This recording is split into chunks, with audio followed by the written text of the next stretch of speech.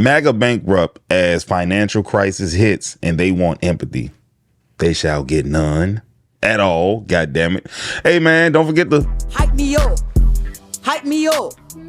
Hype me up. All right, we finna get into this one. I know you told me you voted for President Trump. What were you hoping that he would do? I was hoping he would did something that made sense regarding the economy, made some kind of progress in bettering, you know, the benefits of being a veteran.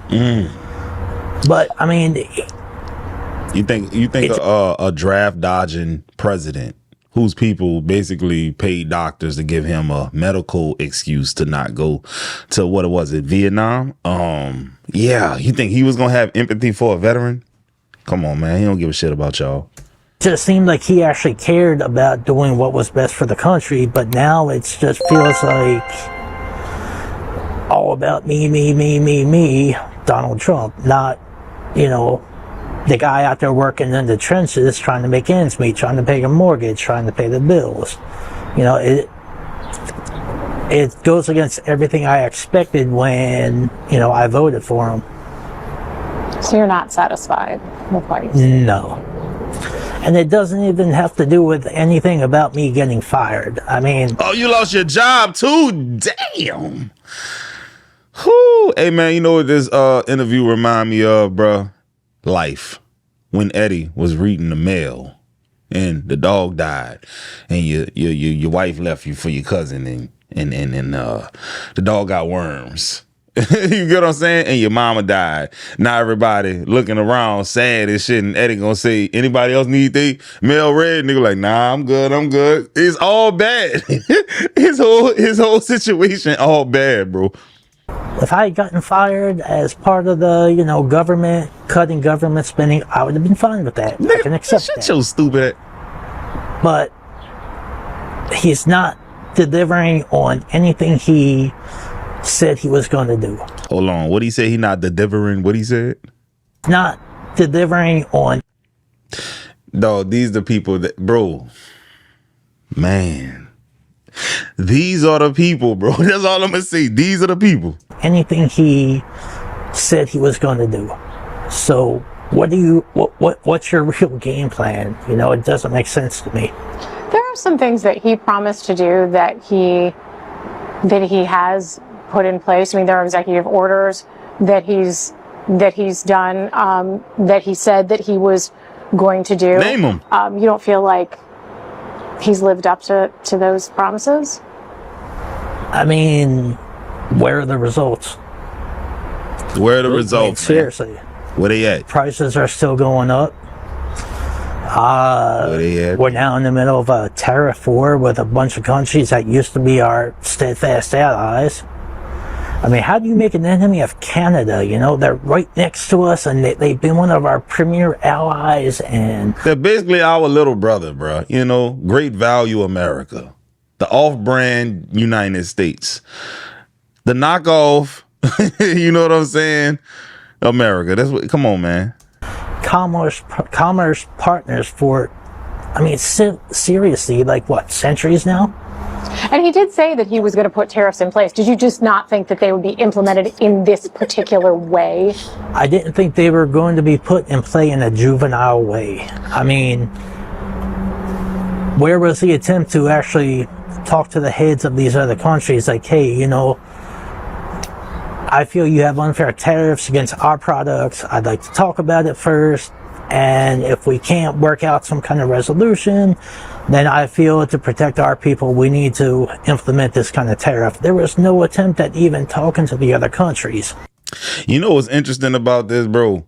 MAGA literally totally disregarded all of the economists, all of the experts who know what tariffs do, and said, I'm going to trust Trump over these really, really smart, intelligent people. These people who studied in their fields for decades. They teach in this field. They've worked in the government. And he said, you know what? These people are dumb enough to just straight totally disregard what they're saying and go with me. I don't understand it. You voted for a New York City slicking, draft dodging, rich, wealthy white man who could care less about your country bumpkin ass from the middle of nowhere, America. Man, it makes no sense, bro. At all. A Republican woman is in shock because she showed up at the hospital in Florida with an ectopic pregnancy and they told her they couldn't help her because of the law, just like we said that they would. So she was so upset she called the governor because, of course, when you're in the middle of a medical emergency, you want to call a politician.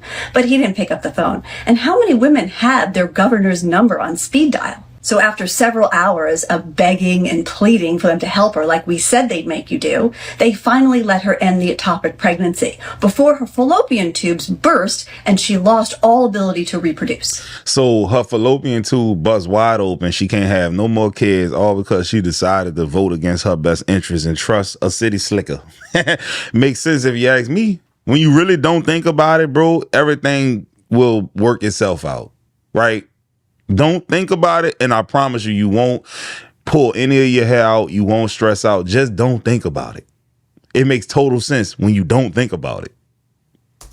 And yet, she's trying to blame this on Democrats. But we said that when you showed up at the hospital, they wouldn't ask you who you voted for or what party you belonged to. Yep. And they wouldn't ask you what your interpretation of the bill was. They were just going to go by the law. So her care was delayed. I'm very happy she got the care that she deserved. But it was delayed. And there are other women out there whose care is being delayed. And that is putting their lives at risk and their reproductive health care at risk. Now she walking around with a bust open fallopian tube and is no good no more. And like life in shambles right now. Can't get no health care. They don't want Obamacare, even though that's the Affordable Care Act. It's just stupid, bro. Like, you can't fix stupid.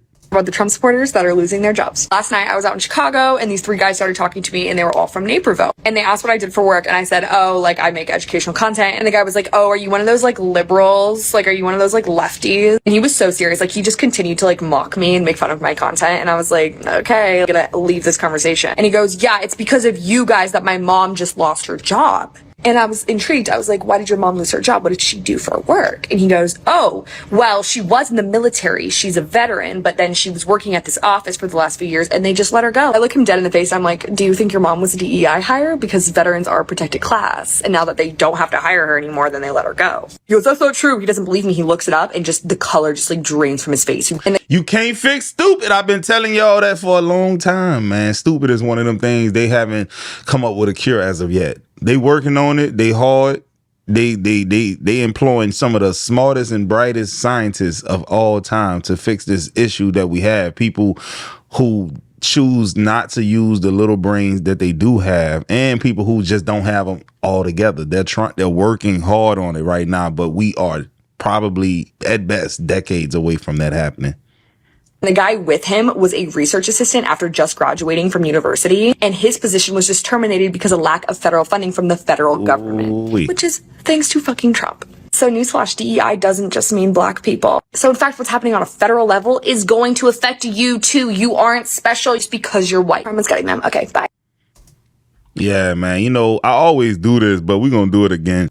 Look, I'm arguing with this racist white guy. I need you to totally destroy, dismantle, and embarrass him about his argument claiming black people are 90% of the DEI hires. For the people who haven't seen this already, black people are emphatically not 90% of DEI hires. That number is pure racist fantasy, and the actual data embarrasses his whole argument. In fact, most DEI leadership roles are held by white people, and black folks are severely underrepresented in those positions.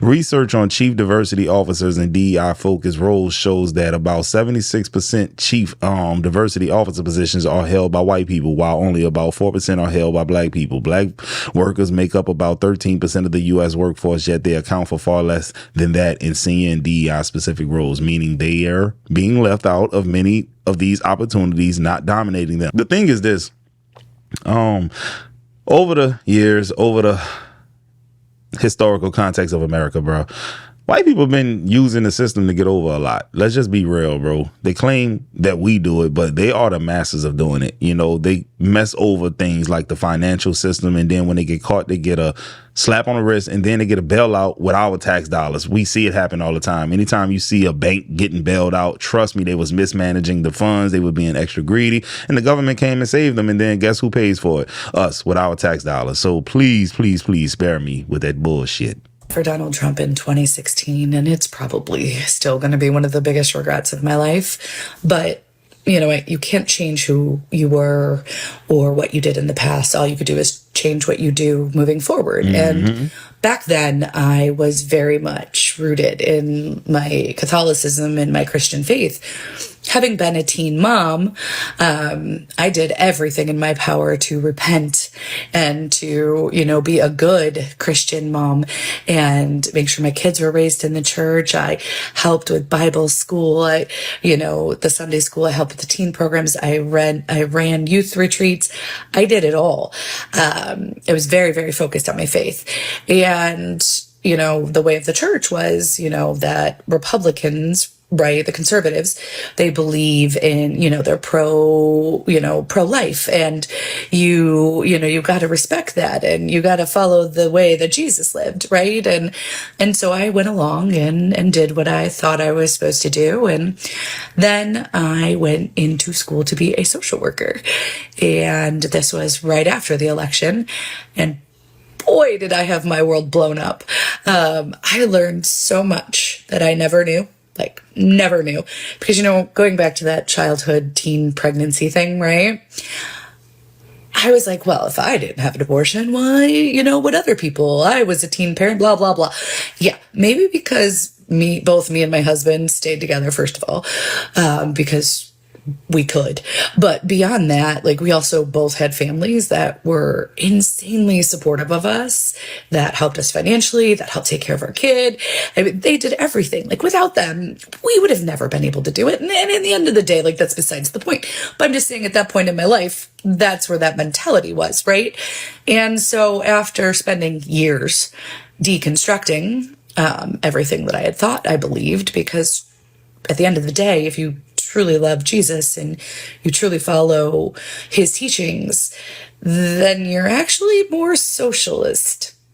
Like, socialism really is more of Jesus's vibe. And at the end of the day, yes, I do believe we need to feed the poor, and that everybody deserves a home, and that our veterans deserve to be taken care of, and that mental health matters, and we need gun reform, and no child should ever be afraid to go to school or have to watch one of their friends die. Nobody, legal or illegal, here deserves to be ripped out of their car, out of their home, taken from a courthouse, from their job, and being treated like animals. It is ridiculous. And if you, as a Christian, could sit back and say, oh, but Jesus. No, Jesus would be flipping tables.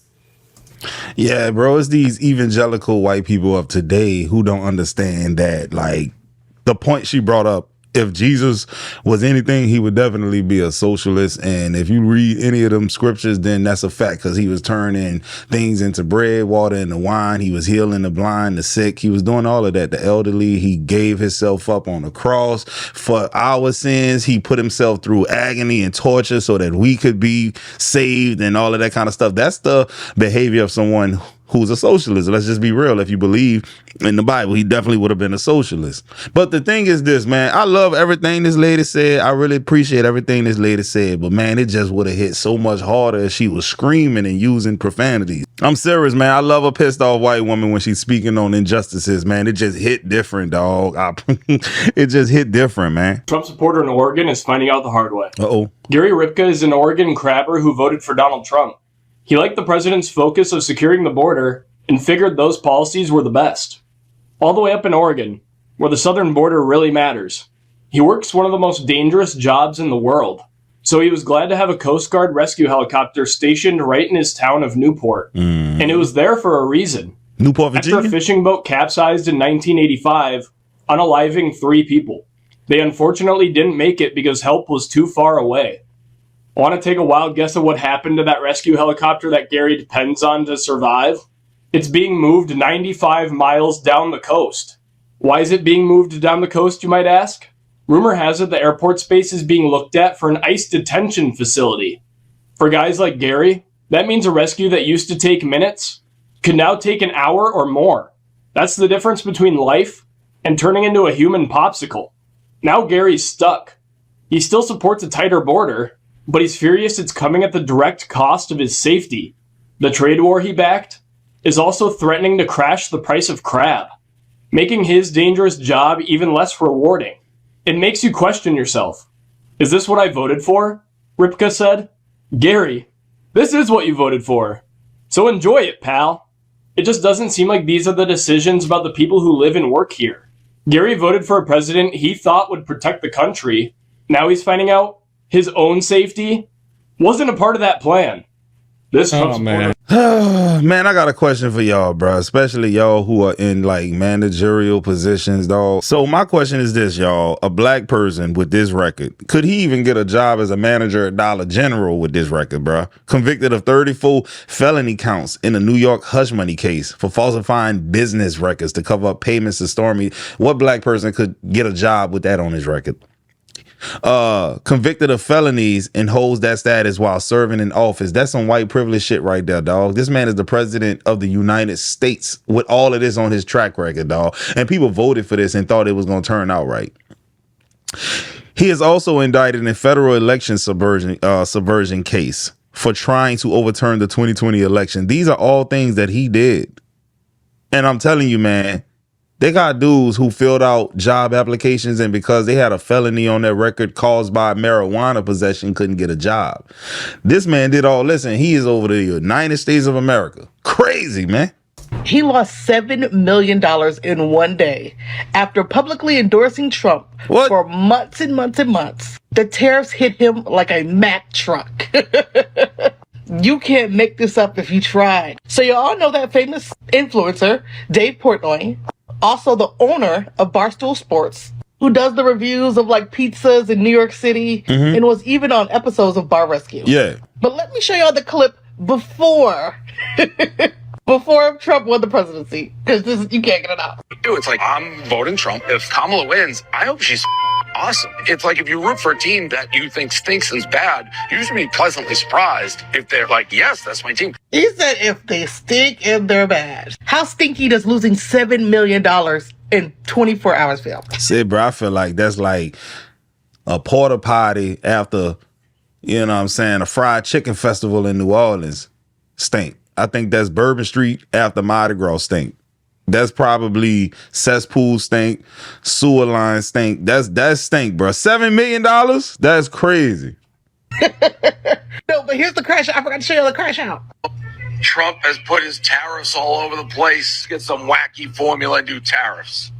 And everything's in the shitter because of it. I'm down $7 million.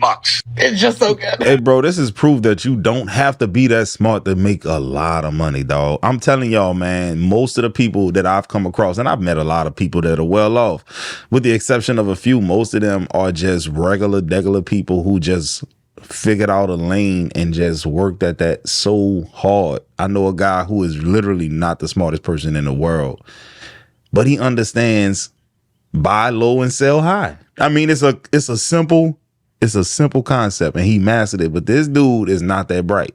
He just knows a little bit about business. Well, guys, I hope y'all enjoyed that video. I'm gonna get at y'all on the next one, and don't forget to Hype me up. Hype me up. Hype me up.